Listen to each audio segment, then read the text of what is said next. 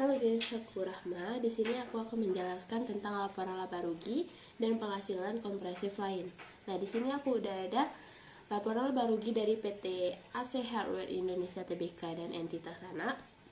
Nah, di sini laporan laba ruginya itu konsolidasi dan dijelaskan untuk tahun-tahun yang berakhir.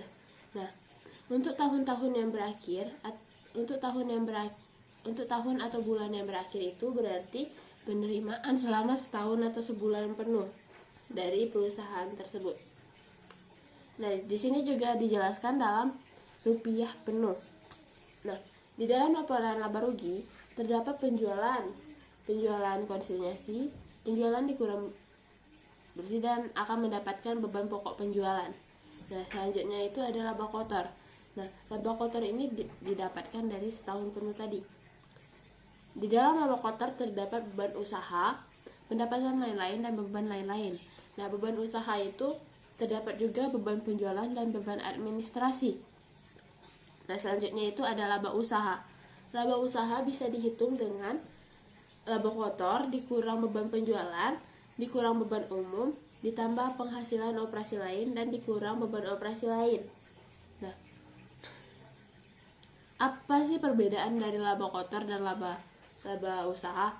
Laba kotor itu hanya menunjukkan selisih antara penjualan bersih dan penjualan bersih dikurang HPP. Nah, sedangkan laba usaha itu menentukan bagaimana sih kinerja perusahaan tersebut, apakah bagus atau tidak. Nah, selanjutnya itu ada laba sebelum pajak penghasilan, beban pajak penghasilan.